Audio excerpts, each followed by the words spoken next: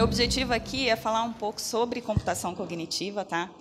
Não me aprofundar tecnicamente, claro, e o que a IBM está fazendo com o Watson.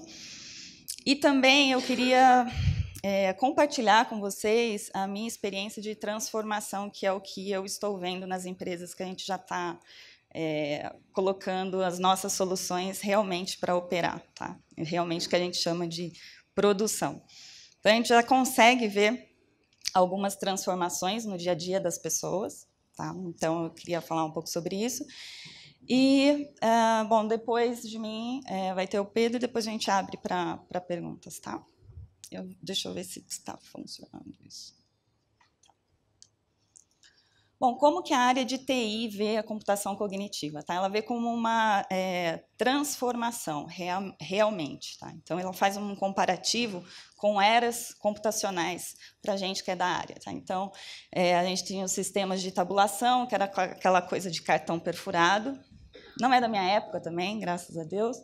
Em 1950, tinha os sistemas programáveis, onde são sistemas baseados em regras. Então, eu ensino o sistema que uma regra para algum problema matemático meu deve ser 5 mais 5 é igual a 10. Então, é uma lógica, baseada em lógica.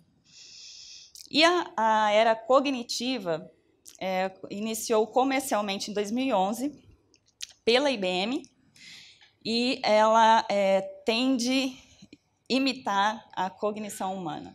Tá? Depois eu explico um pouco mais como que ele tenta fazer isso. E por que essa era cognitiva? Qual foi o problema que ela queria, que a IBM queria resolver? Bom, essa figura, esse gráfico que vocês estão vendo, é a realidade da criação de dados e o que as empresas, isso é uma pesquisa, não é da IBM, tá? O que as empresas esperam nos próximos 20, 30 anos em geração de dados. Então, se 10 anos atrás vocês estivessem num evento como esse, quer dizer, só teria acesso ao conteúdo desse evento quem estivesse aqui, correto? Hoje eu apostaria que a maioria de vocês, não todos, postaram na mídia social que vocês estão aqui ou sobre o conteúdo de alguma palestra que viram. Os dados, a gente está criando dados a todo momento, tá? A todo momento, e eles são diversos em diversas bases. Então, eles vêm de mídia social, de imagem e dentro das próprias empresas também, tá? Do modo tradicional. E os dados têm valor, esses dados de mídia social? Vocês acreditam que eles têm algum valor para a empresa? Muito, né? Você consegue saber o que as empresas estão achando de um produto, ou o sentimento delas em relação à empresa em si. Enfim, inúmeras as aplicações que você pode ter analisando os dados que hoje a gente gera. Tá? E qual a tecnologia capaz de ler esses dados de diversas fontes e não estruturados? Quando eu falo estruturados, é porque quando você tem um sistema, você tem dentro da empresa, você tem um banco de dados, e ali é um dado estruturado. Quando você vai para a rede social ou sites de empresas, você tem diversas fontes de dados não estruturados. E a única tecnologia hoje capaz de ler e analisar dados não estruturados é a computação cognitiva. Tá? São algoritmos de inteligência artificial.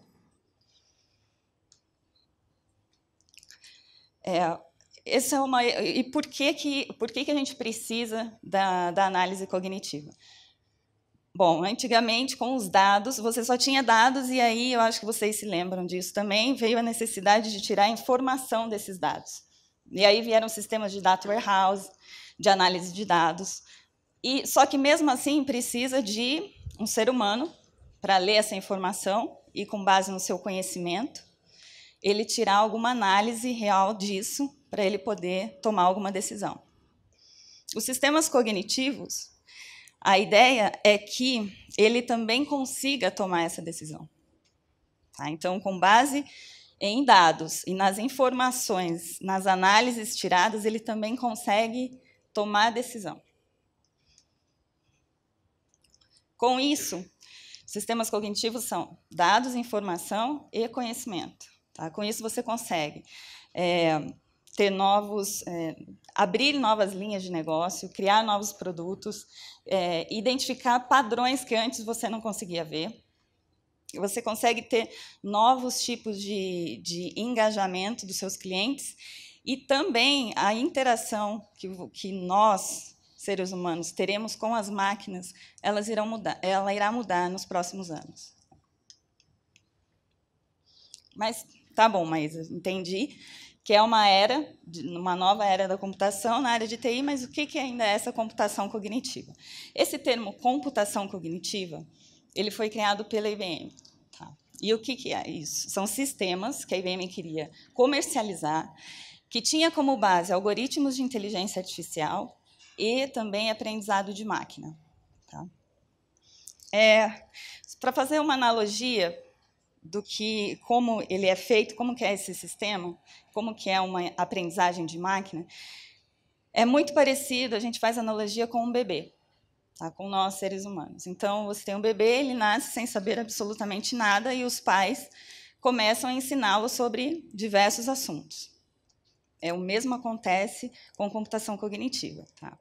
Não é que o Watson vem treinado, tá? Ele já vem com o conhecimento total dele, você faz algum ajuste. Não, ele não sabe nada. Você precisa ensiná-lo sobre algum assunto e, com as experiências, ele começa a aprender, da mesma forma que nós, seres humanos. Só que de uma forma muito mais avançada. Ele não vai demorar 18 anos para aprender, ou 16 para entrar numa faculdade e aí se especializar. E ele vai... Bom, ele vai aprender tanto quanto o melhor especialista que eu ensinar. Tá? Depois até falo sobre isso um pouco mais, porque eu acho que isso é o grande ganho, a grande jogada assim, da computação cognitiva e o que eu acho que realmente vai transformar a sociedade. Tá? Um exemplo de aplicação que a gente fez de uma transformação que hoje eu já vejo foi do caso do Bradesco, que já está na mídia, acho que vocês já ouviram falar disso. A gente implementou o Watson no call center. Tá? Então, são 60 produtos que o Watson responde perguntas sobre o banco. Tá, mas é só um chat de pergunta e resposta? Não. Ele aprende com o tempo. E, além disso, o que a gente acha que é só o chat de pergunta e resposta, no call center do Bradesco, eles tinham, acho que mais de 1.000 chamadas por dia que não eram atendidas, e dos gerentes de agências, inclusive. Tá? Então, o que hoje a gente vê que isso mudou no banco? Hoje eles conseguem atender toda a demanda do call center, e as pessoas que antes atendiam o telefone somente para ler um documento e responder no telefone, hoje elas são assinaladas para fazer outra coisa. Tá? Então, uma transformação que eu consigo ver assim, a operação mudou e você está transformando o conhecimento num outro nível. Por que eu vou ter pessoas que vão passar ali 5 anos da vida dela fazendo um trabalho que a máquina pode realizar? Certo? E o que isso impacta? Mas então é melhor eu pensar um pouco que profissão que eu vou tomar, que eu vou seguir quando eu resolver fazer a faculdade. É verdade. É um pensamento que eu acho que todas as pessoas têm que parar e analisar um pouco o futuro, porque, realmente, essas profissões que são mais operacionais e que não exigem um nível intelectual de criatividade grande, que você pode pensar, uma máquina pode fazer isso? Se uma máquina puder fazer isso, é bom você ficar alerta, tá? Porque a tecnologia está avançando muito e hoje a gente já vê isso virar realidade. O que é a democratização do conhecimento que eu falo? E tem em todas as áreas, tá? De saúde, de direito, de tecnologia. Eu disse que você pode ensinar uma máquina com o seu melhor especialista. Certo? O que isso acontece? O que eu acho que é o ponto mais fantástico de computação cognitiva. Você tem o call center com vários especialistas. Você pegou o seu melhor especialista para treinar uma máquina. A sua máquina vai saber o quê? Tanto quanto o seu melhor especialista. Então, você está democratizando tudo que ele sabe e oferecendo isso para o seu cliente. Independente se o seu cliente vai ser atendido pelo atendente 1 ou 5, se ele for utilizar a mesma ferramenta, ele vai ter o mesmo conhecimento e padronização do conhecimento. Tá? Quando eu penso em área de saúde, isso pega uma dimensão ainda muito maior. Imagina um médico.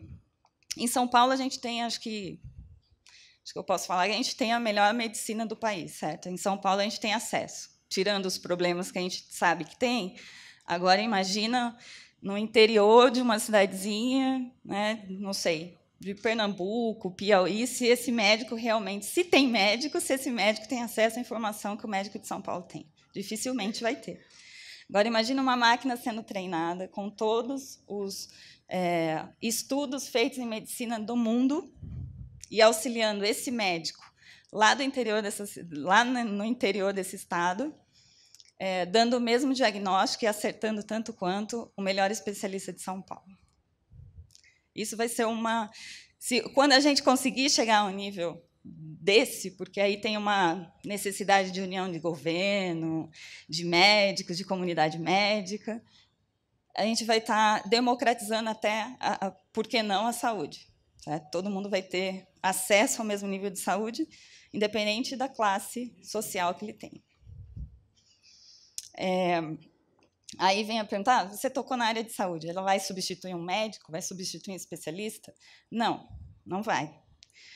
Mas ela vai dar acesso ao que ele, como um ser humano, não pode, é impossível de ter. Quantos eventos você consegue ir por ano?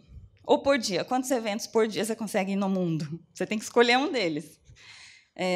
Se você tiver acesso ao material de todos dentro de uma máquina que consegue analisar esse documento e te ajudar a tomar uma decisão, seria fantástico, não seria?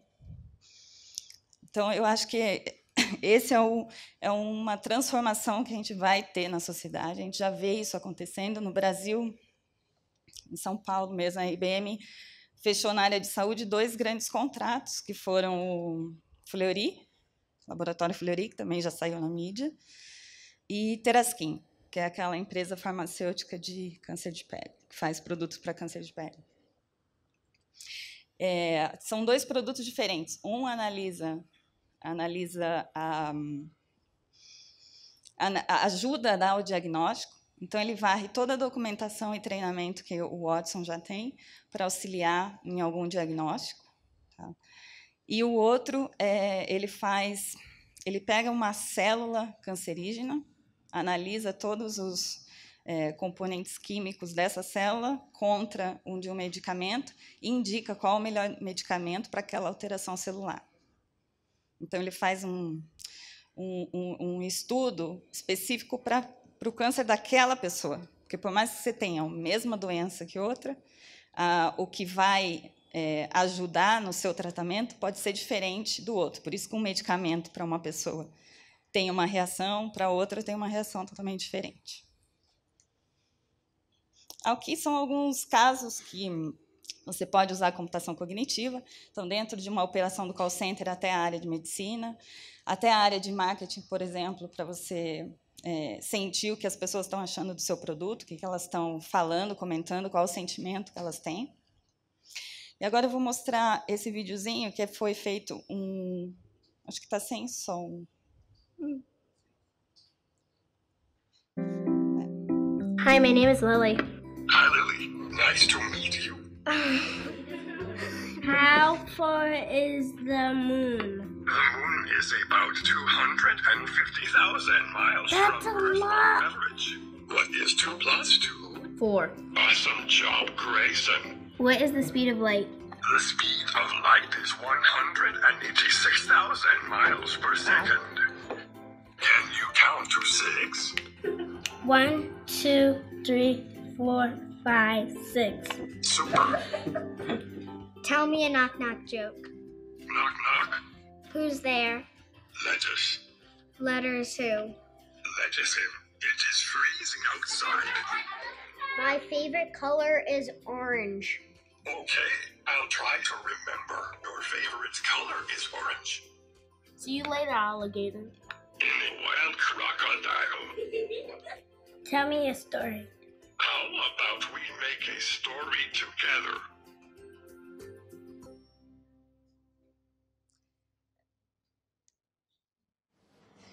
Esse é um vídeo sobre uma implementação de treinamento que foi feito por uma parceira da IBM, não foi pela IBM, mas foi específico para crianças, tá?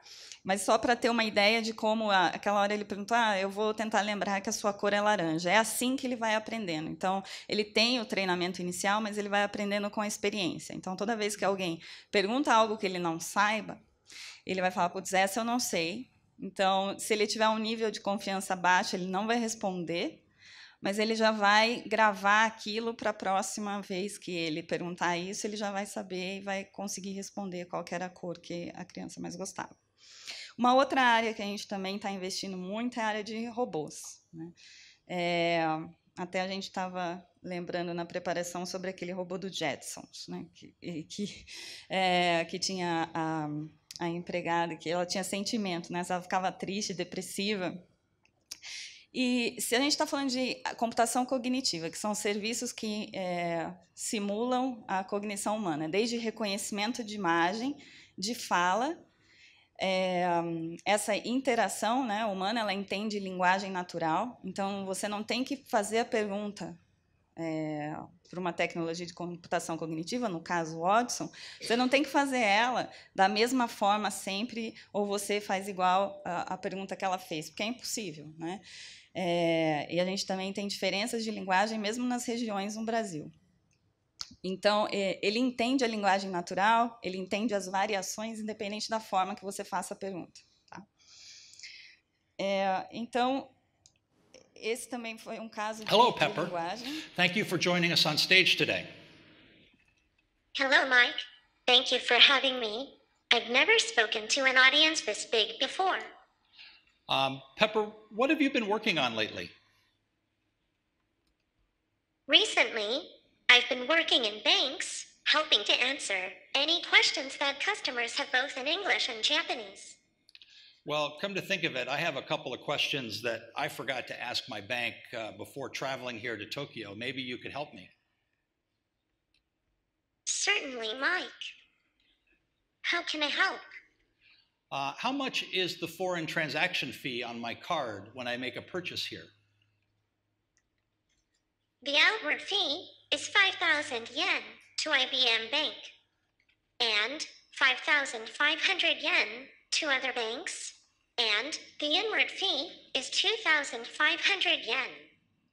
Thank you. You're welcome. こんにちは。いらっしゃいませ。IBM 銀行へようこそ。ご用件をお伺いします。今日は新しい講座を開きたいんですけど。ありがとうございます。新規講座開設ですね。身分証明書は何かお持ちですか？残念ながら今日は持っていません。Esse vídeo é meio grande. Esse é do carro autônomo. Bom, acho que dá para parar aqui. Eu vou falar sobre a da linguagem. Você viu que ela trocou a Pepper, ela chama Pepper esse robô. Ela trocou de língua, porque ela reconheceu com quem ela estava falando, a forma como a pessoa falou com ela. Tá? Gente, esse vídeo da Pepper é do ano passado, já tem mais de um ano. Tá? Então, imagina como que isso tá evoluindo, a tecnologia está evoluindo, inclusive em robôs. Tá? Há um mês, teve um evento de Watson em Las Vegas, que eu estava, e tinha um robô jogando pedra, papel, tesoura. Eu consegui jogar com ele pedra, papel, tesoura. Então, ele já reconhecia a imagem dessa forma, mas ele já conseguia interagir. Então, se eu falasse com ele, mas qualquer coisa, não essas perguntas de banco, que provavelmente eles estavam treinados específicos para essa pergunta, mas ela também brincava, fazia umas piadas, falava, se eu perdesse, falava, nossa, como você é fraco. E o interessante disso é que ela realmente sabia se ganhava, se perdia, e ela esperava a minha jogada para jogar. Não é que eu jogava antes e ela tinha alguma resposta depois. Então, essa área de robótica é uma área que também está evoluindo bastante. No Hilton, nos Estados Unidos, a gente tem um concierge, que é um robô já, então ele responde perguntas dos hóspedes sobre... Ele faz algumas operações e responde perguntas. Eu quero saber onde que tem uma farmácia aqui perto, eu quero saber... eu quero ir num teatro hoje, o que tem, o que está passando. Coisas que você pararia realmente para falar com o concierge do hotel. E só para terminar, esse é o carro autônomo, que foi apresentado lá também. Esse carro é o Oli. Ele foi impresso em 3D. Tá? Ele é um carro impresso em 3D, autônomo. E ele tem o Watson dentro dele para interagir com quem está dentro. Tá? Então, perguntas e respostas sobre o carro, sobre trajetos, sobre o que tem ali perto daquele trajeto. Acho que acabou o meu tempo, né? Tá. Antes de sair, acho que a gente vai tocar no tema ainda também porque agora acho que vocês estão pensando, já estou falando um monte de coisa nova, vocês já estão pensando, meu Deus, o que vai acontecer? As máquinas vão dominar o mundo, computação cognitiva vai saber tudo. E, assim, há um mês teve a criação de uma empresa, de uma organização não lucrativa, né, sem fins lucrativos, entre IBM, Microsoft, Amazon e Google, e todas estão investindo em computação cognitiva. E elas se uniram justamente para trabalhar dilemas sociais e culturais que vão surgir com a computação cognitiva conforme a tecnologia avança. Tá? Quando você fala em carro autônomo, por exemplo, um dilema interessante você está dirigindo o carro, você não tem outra chance a não ser ter um acidente. Ou o acidente você machuca o motorista ou você machuca um pedestre. O que fazer? Qual escolha tomar? Ou senão você tem... Eu até estava falando com a Paula antes, porque você tem dilemas culturais. Tá? Um exemplo de um diretor de uma palestra que eu assisti do diretor do MIT falava o seguinte... nós rodamos várias pesquisas, inclusive no Japão, ele é japonês, e a cultura japonesa ela é um pouco diferente da nossa, porque a gente é muito emocional, certo? Muito mais emocional. O japonês ele também é óbvio, só que eles levam as leis acima disso. E para uma resposta, por exemplo, do que você está andando e você tem que atropelar um motociclista. Tem 2 motociclistas, um com capacete e um sem capacete. Você vai atropelar qual? A nossa resposta, do latino, do brasileiro, é diferente da deles. Isso foi muito interessante para mim, porque eu nunca tinha pensado nisso. Que esses dilemas não são da sociedade como um todo, é da sociedade baseada na cultura que ela é inserida. Um programa de um carro autônomo no Japão não vai ser o mesmo do Brasil, não vai ser o mesmo nos Estados Unidos. Então, esses dilemas vão ser discutidos com a sociedade, dependendo da cultura que ela tem. Só para responder do motociclista, na pesquisa que eles fizeram, o motociclista a ser escolhido era o sem capacete, porque ele que estava errado. Ele estava sem capacete. Então, é isso, gente. Obrigada. Daqui a pouco eu falo mais com vocês. Existe uma característica típica da experiência humana que passa despercebida pelo nosso conhecimento e está fazendo parte agora da tua existência, porque você olha para isso aqui e você vê verde, e você tende a achar que, então, isso é verde. A construção do mundo, né, a forma como o mundo se constitui, na verdade, é fruto do funcionamento do seu cérebro. O teu cérebro está produzindo a realidade. Essa produção ela é, de fato, ativa. O teu cérebro está, neste momento, construindo uma experiência que você chama de realidade. Eu sou pesquisador da Escola Paulista de Medicina, especificamente no departamento de psiquiatria, e o teu cérebro funciona todos os dias. Você acorda, faz xixi, toma o teu café da manhã, e isso é tão natural que você não para agradecer, você não para, enfim, valorizar. Mas um dia talvez você deixe de conseguir fazer xixi, um dia talvez você deixe de conseguir fazer as coisas mais básicas que você faz. E como a gente está num departamento de psiquiatria, a gente frequentemente vê o cérebro deixando de funcionar, com doenças neuropsiquiátricas como, por exemplo, depressão, pânico e tantas outras. Nesse sentido, eu queria deixar claro que quando a gente fala de futuro da inteligência, né, a gente tem que falar sobre cérebro, a gente tem que entender como que o cérebro funciona, qual que é a relação entre cérebro e máquina, como é que é possível, e se, de fato, é possível que essa relação ocorra. Mas eu preciso que fique claro na sua cabeça que A construção do mundo, ela é uma experiência sua, dentro do seu cérebro. Eu provo isso para você com um exercício muito simples. Peço a você que você segure a mão da pessoa que está do seu lado, por favor. E eu quero que você observe o que você está sentindo nesse momento, tá? Carinho? Vergonha?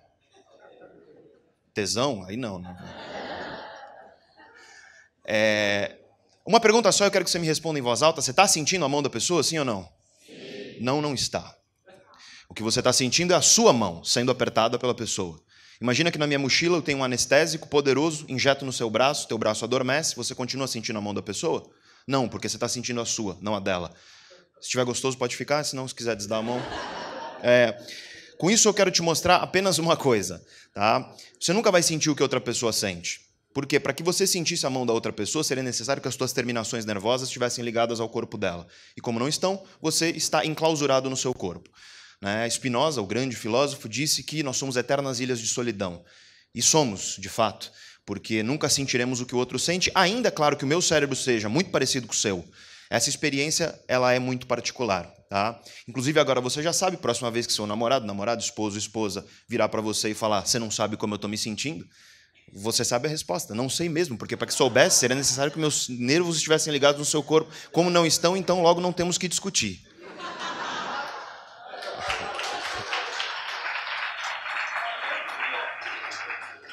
Aí você apanha e dorme na rua. Né? E por que eu estou falando isso? A produção da realidade é uma realização do teu cérebro, nesse momento. Para pensar na cor verde. Imagina uma pessoa daltônica que não consegue discernir cores.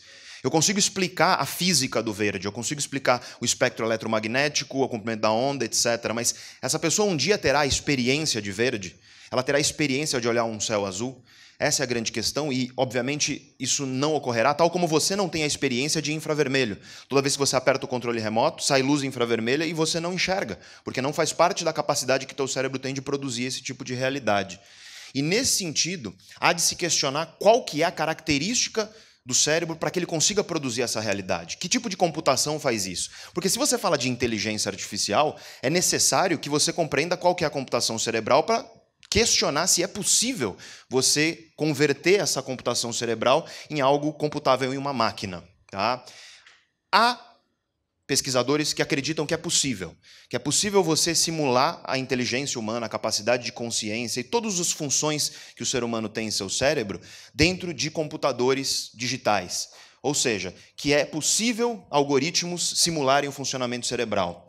No entanto, alguns discordam, e é sobre esses que eu quero falar hoje, que é para explicar um pouco a natureza da complexidade dessa brincadeira. A ideia é que teu cérebro funciona com neurônios, que são pequenas unidades que funcionam de 0 e 1. Teu neurônio dispara, ele faz um disparo elétrico ou não faz, 0, 1. E você tem 86 bilhões de neurônios, aproximadamente, fazendo disparos ou não fazendo disparos, obviamente uma orquestra fantástica em termos de frequência, em termos de combinações possíveis, e que talvez então é possível num supercomputador você conseguir simular essa coisa toda dessa rede eletroquímica que é o cérebro. Eletroquímica porque é a eletricidade que está em relação a informações químicas que estão entrando o tempo inteiro no teu sistema. No entanto, há pesquisadores, e o capitão hoje, na minha visão dessa perspectiva, é um cara chamado Miguel Nicoleles, que é muito conhecido, com o qual já tive o prazer e a honra de estar no mesmo palco em um evento, e ele defende a ideia, com base em uma série de estudos que ele faz da relação do cérebro com máquina, ele defende a ideia de que o cérebro não é um computador digital, de que ele não é computável, ou seja, de que certas coisas que ocorrem no cérebro, elas não são possíveis dentro de algoritmos. Por quê? Porque o cérebro tem um elemento analógico. Esse elemento analógico, ele é derivado, e eu vou falar aqui muito geral, ele é derivado de campos eletromagnéticos que são produzidos por certas estruturas cerebrais que funcionam como bobinas eletromagnéticas, que interagem com o sistema eletroquímico, gerando então uma máquina que é um híbrido analógico-digital. A ideia é essa. O cérebro, então, parece, nessa perspectiva, uma máquina analógico-digital. Existem evidências de que uma mesma circuitaria de neurônios ela nunca dispara da mesma forma para a mesma ação. Por exemplo, o movimento de um braço. Existem evidências que sugerem isso, que você nunca terá a mesma orquestra de neurônios disparando para a mesma função. É como se o cérebro ele tivesse uma perspectiva própria, o tempo inteiro se adaptando ao mundo que está ao redor.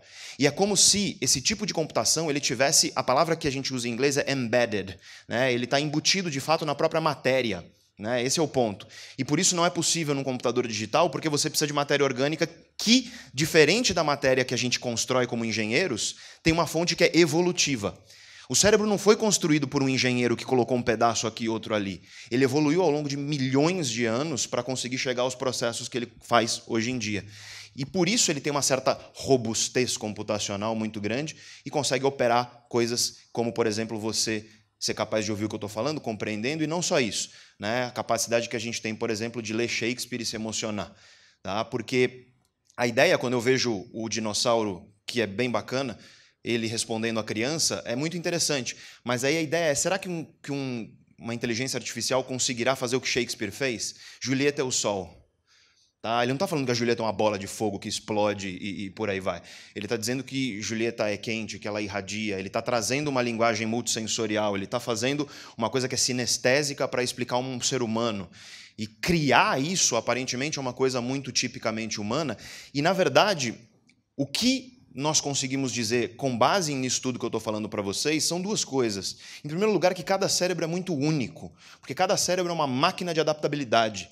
Uma máquina de adaptabilidade que nós dividimos com todos os mamíferos, né? As evidências elas mostram isso, mas que o nosso é especial.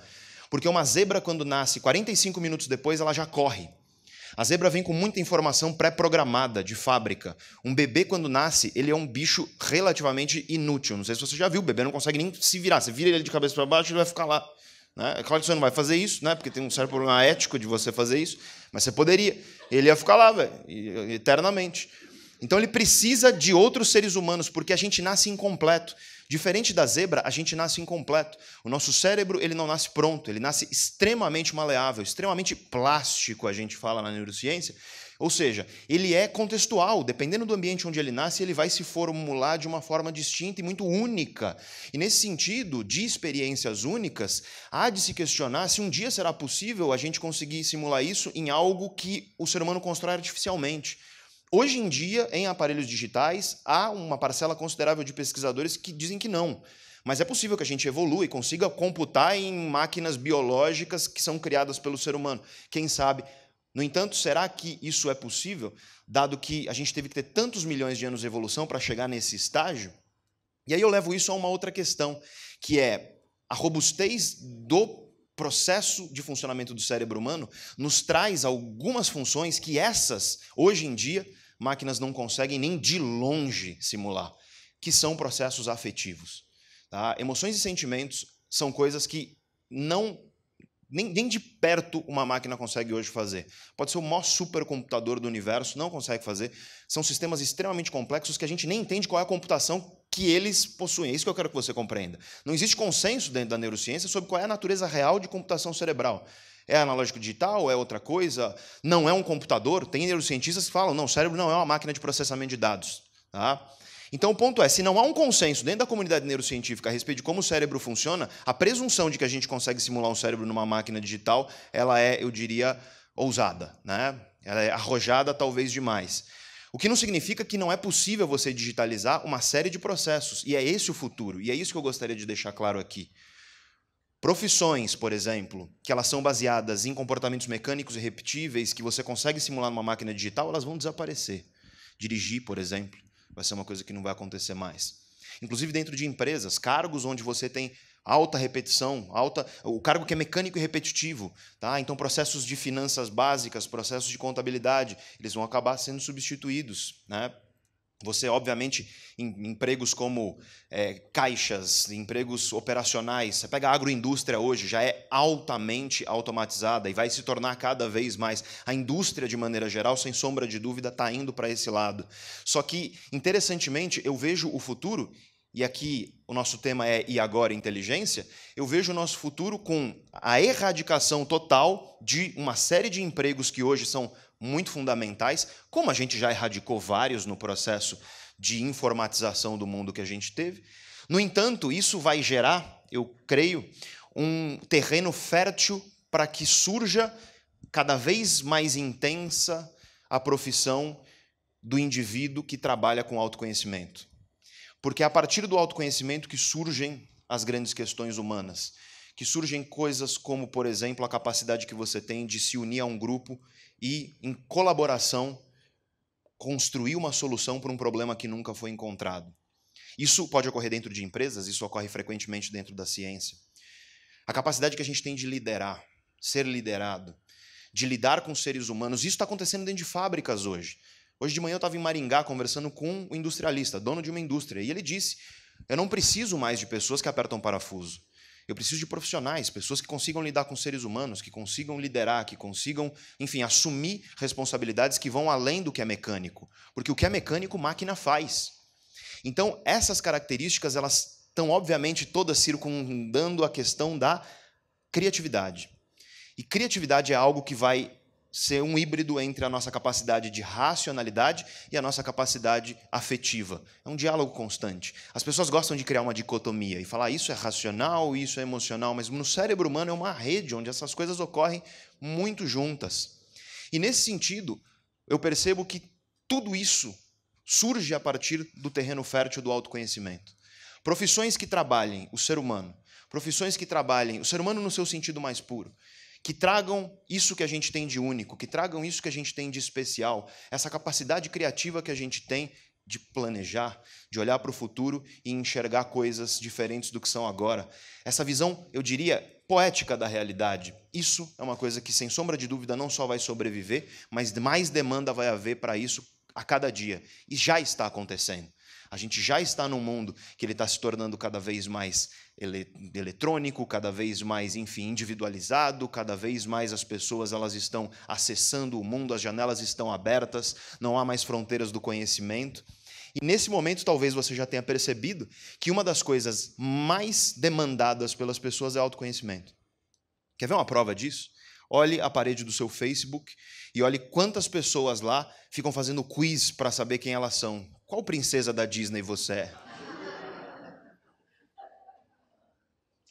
Existe uma demanda crítica por essa questão de autoconhecimento.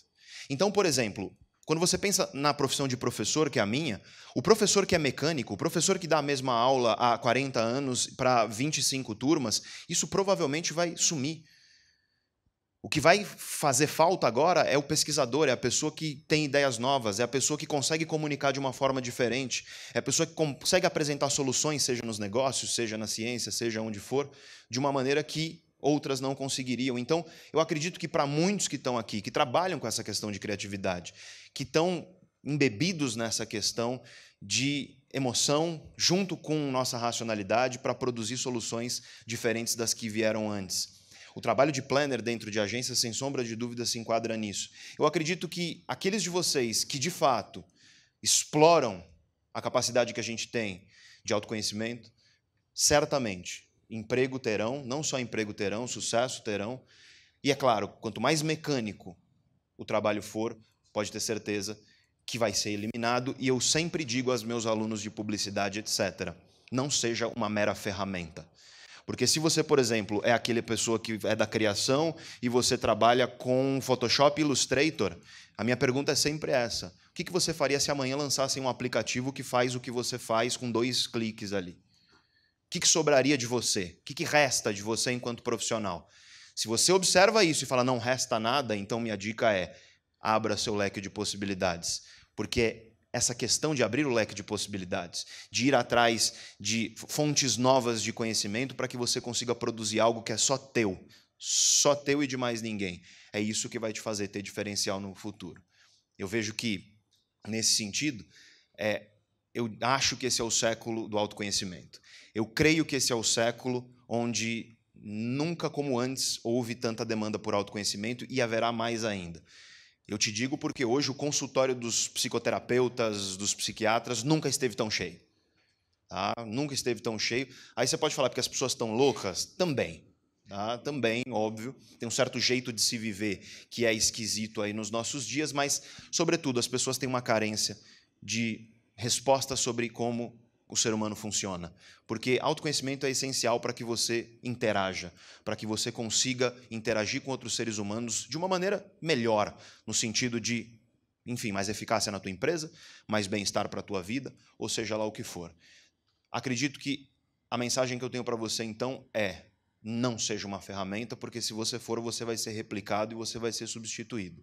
Aproveita que teu cérebro é único, que ele é uma coisa especial e que tem coisas nele que, aparentemente, o que dizem certas evidências, não serão simuladas por computador. O Watson é incrível e ele vai roubar o emprego de muita gente que está por aí. Só que isso vai abrir a janela para um século que eu vejo como um século extremamente humanista, onde a figura do ser humano nunca vai estar tão forte no palco como estará aí nas próximas décadas.